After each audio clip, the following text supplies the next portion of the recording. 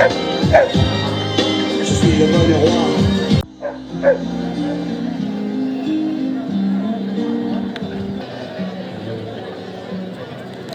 Nous vous remercions toutes et tous de participer à cette journée d'action interprofessionnelle. Quimperlé, vous êtes chaud? Ouais! Quimperlé, vous êtes en colère? Ouais! Bon, on se présente. Nous remercions l'intersyndicale tout d'abord de nous avoir invités aujourd'hui. Nous pensons que l'unité est notre avenir dans cette convergence des luttes. Nous prenons ici la parole en tant que collectif de citoyennes et de citoyens du pays de Quimperlé. Nous sommes nés du ras-le-bol d'un système dit représentatif qui n'a jamais représenté que les plus riches, qui ne repose plus que sur une violence d'État, qui s'exprime à travers une guerre sociale, une répression systématique et la destruction du vivant. Ce ras-le-bol a trouvé écho dans toute la France avec la date du 10 septembre. Par notre seule force de mobilisation, toutes et tous ensemble, Bayrou et son budget ont dégagé. Mais nous voulons plus que ça. Depuis trop longtemps, la vie publique est captée par une petite minorité agissant à son profit et contre nos intérêts. Nous le sentons toutes et toutes. Il est temps que les choses changent. Nous ne pouvons pas nous satisfaire d'un monde où les grandes fortunes dépassent des sommets, tandis que la majorité s'enfonce dans la pauvreté. Et nous devons retrouver la confiance en notre puissance collective, en notre faculté à changer le cours des choses, comme nous avons pu le faire tant de fois dans l'histoire. Aujourd'hui, nous sommes réunis, mais il y a aussi celles et ceux qui ne sont pas là parmi nous, qui ont perdu espoir, qui n'osent plus parler, qui n'osent plus penser, qui n'osent plus manifester. Celles et ceux qui n'osent pas faire grève ou ne le peuvent pas. Celles et ceux qui sont à leur compte et qui ne s'en sortent pas. Celles et ceux étouffés par l'urgence d'un travail et d'une vie qui ne leur laissent pas le temps d'agir. Ce qui nous semble important, c'est de retrouver cette force collective et d'élever le rapport de force contre un État en roue libre. C'est ça que recherche ce mouvement citoyen. Il ne tient qu'à nous de le pousser aussi loin que nous le souhaitons. Serrons-nous les coudes et redéveloppons la solidarité. Car mouvement citoyen et syndicats, ensemble, nous avons la faculté de faire plier ce système malade. Nous croyons fermement que nous devons poursuivre ensemble cet objectif commun.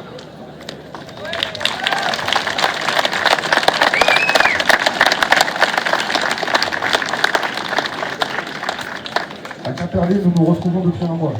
Comme nous, des collectifs citoyens rassemblent des milliers et se retrouvent dans toutes les villes de France, afin d'imaginer un futur nouveau, le futur d'une véritable démocratie sociale et juste, où nous reprenons nous-mêmes nos vies en main pour résoudre nos problématiques locales et sortir de l'impuissance organisée par ceux qui nous gouvernent. Nous voulons l'incarner au quotidien. Notre fonctionnement est horizontal. Nous n'avons pas de chef.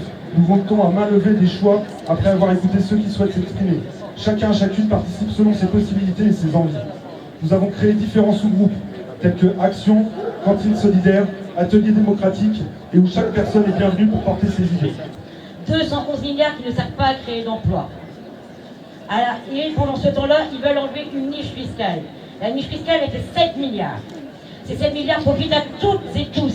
Peu importe votre âge, vous pouvez bénéficier d'une aide à domicile selon vos problèmes, vos demandes. Ils veulent supprimer celle-là, pas les 211 milliards, les 7 milliards qui servent à tout le monde.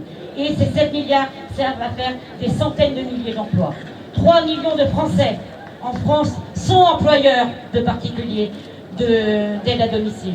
Et si un jour cette aide diminue, ou du moins disparaît, eh ben c'est des milliers et des milliers de personnes qui vont se retrouver au chômage ou au travail, on peut dire le travail au noir. Donc à l'heure d'aujourd'hui, nous nous battons, nous les aides à domicile, pour faire garder un avantage fiscal qui est pour nous toutes et tous, qu'on ait 30 ans, 50 ans, 70 ans. On nous demande de maintenir les anciens à domicile. Mais comment vont-ils faire s'ils n'ont plus cette aide-là? On va les laisser mourir chez eux, dans la solitude, puisque nous sommes un métier où on n'est pas valorisé, on est précaire, mais on a un dévouement plus grand que notre cœur. Alors voilà, nous nous battrons toutes et tous. Je pense à mes collègues qui sont en obligation de travail aujourd'hui, et qui ne peuvent être présents, mais qui sont présents par la pensée. Et donc voilà, pensez à elles. Merci. Merci Gérard. Bonjour à tous. D'abord félicitations à tout le monde pour votre présence. Je pense que voilà, c'est important une nouvelle fois de se réunir. Malheureusement, le représentant auprès de l'État se fait bien discret ces temps-ci. Donc j'aurais bien voulu qu'il vienne nous expliquer pourquoi il avait voté la confiance à ce gouvernement, à cet ex-gouvernement. Parce qu'à un moment donné, voilà, c'est nous qui faisons un petit peu vivre ce pays, peut-être pas qu'il l'oublie. Donc, et c'est nous qui les rémunérons, surtout par notre travail. Donc aujourd'hui, il est temps qu'ils en prennent conscience, qu'ils arrêtent de nous taper dessus et qu'on avance tous ensemble dans la même direction. Voilà, je vais être bref parce que il est temps pour ça. Voilà ce qu'on va dire. Donc je vous remercie tous pour votre présence et puis on va taper du poing sur la table encore un peu plus fort s'il faut. Merci. Donc, merci Alain. Mais la disposition supprimée en 2017 par le président des banques, l'ISF, rapportait 4,5 milliards, encore 1000 fois plus.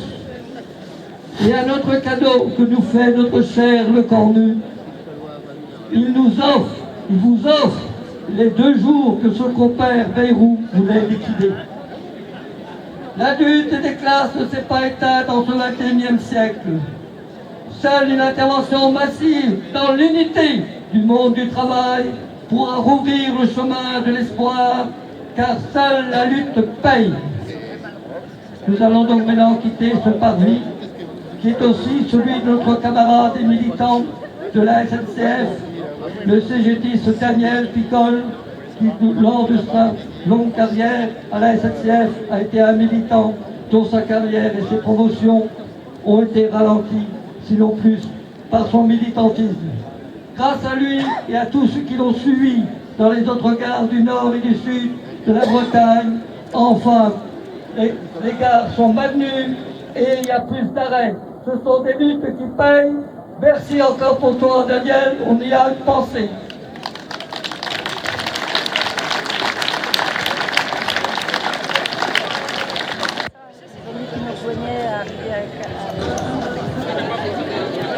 Je ne savais pas trop. 80 000 forcés. J'ai les emmerdes, en fait, que les gens se déclarent. Voilà quoi. Ah ouais. Alors, on voit que tu es une danseuse, parce que c'était très dansant. Maintenant, c'est juste, je te dis, tu sais que c'est plus du bilinguisme là.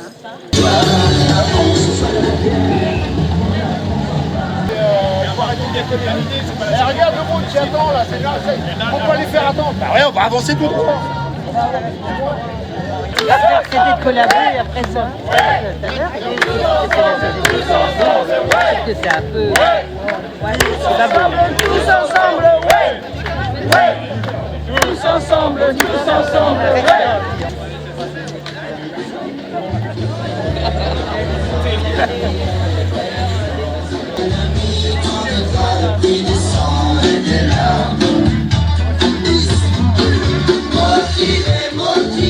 Une enveloppe et je vous invite à remplir la boîte postale qui est le carton là. Donc voilà, quelqu'un va essayer de... Monsieur Chorba à partager tous ensemble. C'est une cantine solidaire, elle est là pour nous tous. Le but c'est qu'on soit tous unis et qu'on puisse continuer cette journée tous ensemble.